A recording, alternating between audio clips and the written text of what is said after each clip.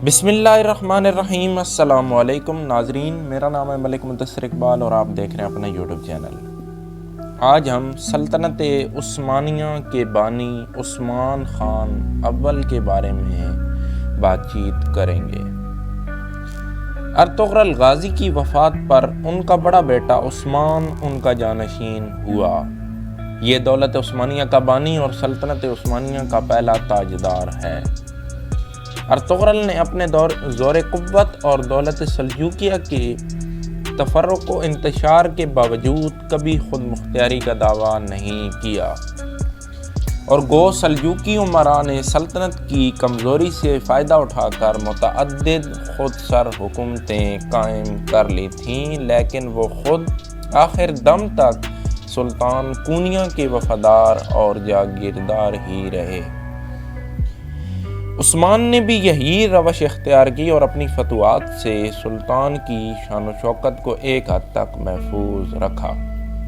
ये वो ज़माना था जब दौलत सल्जूकिया दम तोड़ रही थी और एशिया कोचक में तवाइफुल मलूक की फैली हुई थी।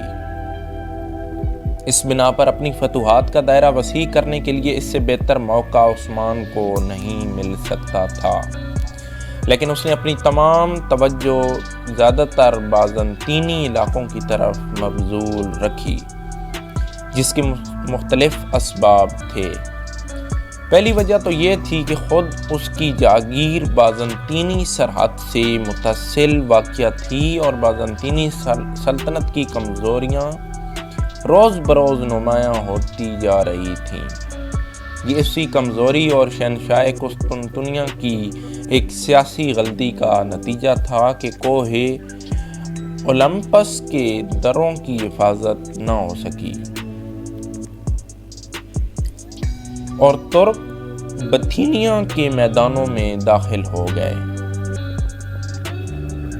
शहनशाह पलीलुगस के अहद तक इन दरों की हिफाजत इस इलाके के रदीफ मिलिशिया के सपुर्द थी और वो लोग उस खिदमत की मुआवजे में टैक्सों से बरी थे, लेकिन इसके बाद शहनशाह ने इस रियायत को मनसूख कर दिया और दरों की हिफाजत अपने ज़िम्मे ले ली। नेज़ खराज की रकम सख्ती से वसूल करनी शुरू की। नतीजा ये हुआ कि दरों की हिफाजत में गफलत होने लगी और वो जफाकश पहाड़ी लोग महज कैसान होकर रह गए, जिनमें ना कोई जोश बाकी रहा और ना फौजी नज़्म व तादीब।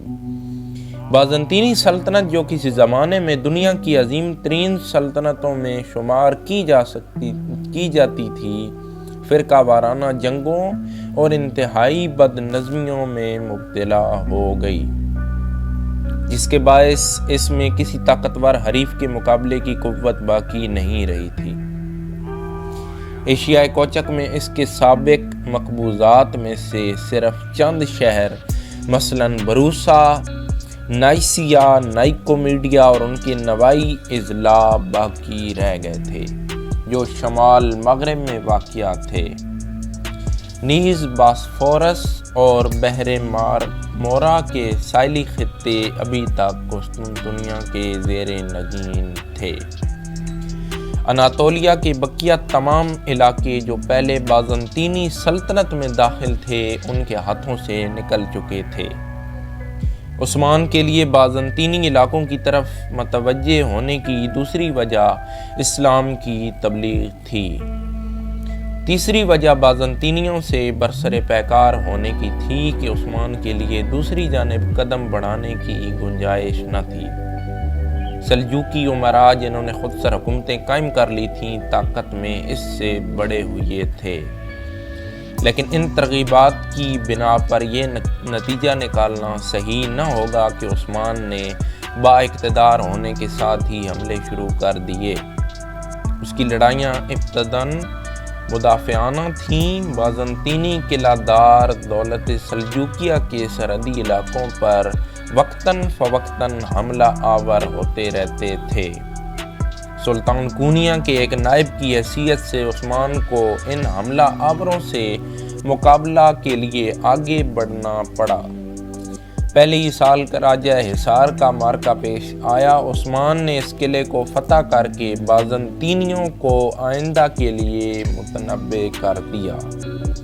سلطان علاء الدین نے راجہ حصار اور اس کی گرد و پیش کی تمام اراضی جو عثمان نے بزور شمشیر حاصل کی تھی اسے جاگیر میں دے دی۔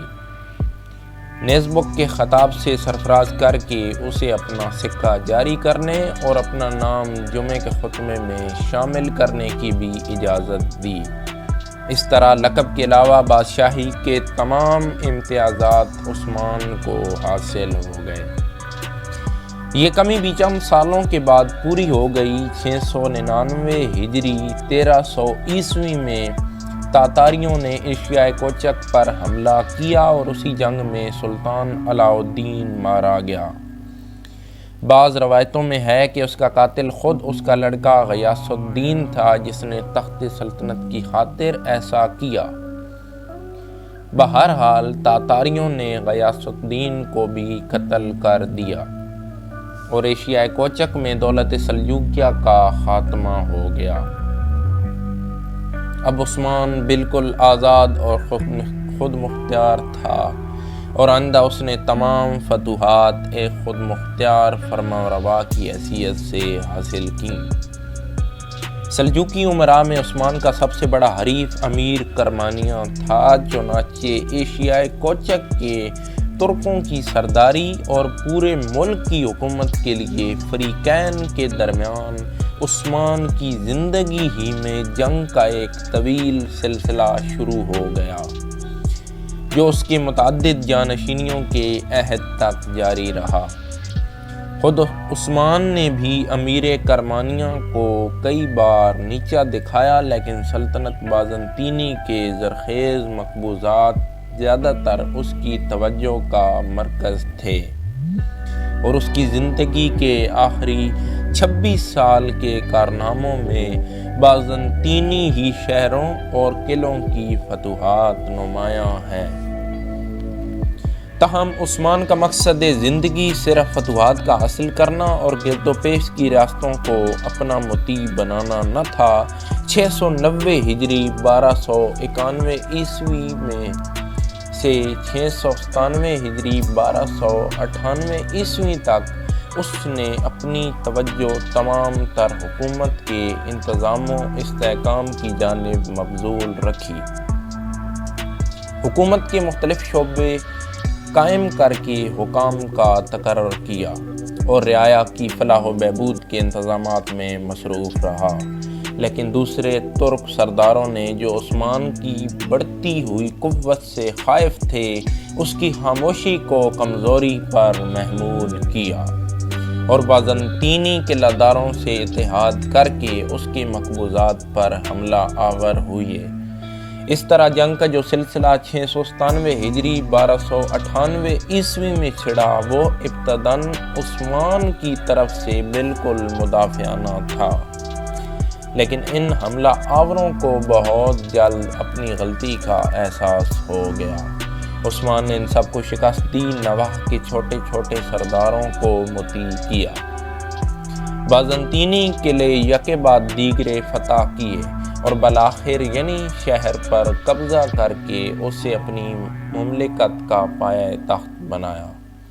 701 ہجری 1301 عیسوی میں عثمان کو نائکو میڈیا سے متصل قیون حصار کے مقام پر پہلی بار شہنشاہ قسطنطنیہ کی باقاعدہ افواج سے مقابلہ درپیش آیا، جس میں اسے شاندار کامیابی حاصل ہوئی اور 6 سال کے اندر اس کی فتوحات کا دائرہ بحر اسود کے ساحل تک پہنچ گیا۔ بازنطینی قلعے پے در پے مسخر ہوتے گئے اور بروسا، نائسا اور نائکو میڈیا کے گرد فوجی چوکیداروں کا ایک مضبوط حصار قائم ہو گیا۔ اس خطرے کو دور کرنے کی غرض سے بازنطینیوں نے تاتاریوں کو عثمانی مقبوضات پر حملہ آور کرنے کے لیے آمادہ کیا۔ عثمان نے اپنے لڑکے اور خان کو حملہ آوروں کے مقابلے میں بھیجا۔ تاتاریوں کو شکست فاش ہوئی اور بازنطینیوں کی امید کی یہ آخری کڑی بھی ٹوٹ گئی۔ 1314 عیسوی میں عثمان نے بروسا کا محاصرہ کیا جو ایشیائے کوچک میں سلطنت بازنطینی کا ایک نہایت اہم شہر تھا۔ محاصرہ تقریباً 10 سال تک جاری رہا۔ بالآخر 1324 عیسوی میں عاجز آ کر محصورین نے ہتھیار ڈال دیے اور شہر کو خالی کر دیا اور ترکی فوج اور خان کی سرکردگی میں فاتحانہ طور پر بروسا میں داخل ہو گئی۔ عثمان اس وقت سوغوت میں بستر مرگ پر تھا، لیکن وفات سے قبل اور خان یہ خوشخبری لے کر اس کے پاس پہنچ گیا۔ عثمان نے اور خان کی ہمت اور شجاعت کی داد دے کر اسے اپنا جانشین مقرر کر دیا اور بلا تفریق تمام رعایا کے ساتھ یکساں عدل و انصاف اور بھلائی کرنے کی وصیت کی۔ پھر یہ ہدایت کی کہ اسے بروسا میں دفن کیا جائے اور اس شہر کو عثمانی مملکت کا پایہ تخت بنایا جائے۔ چنانچہ اس وصیت کے مطابق اسے بروسا میں دفن کیا گیا۔ اس کی قبر پر ایک عالی شان مقبرہ تعمیر کیا گیا۔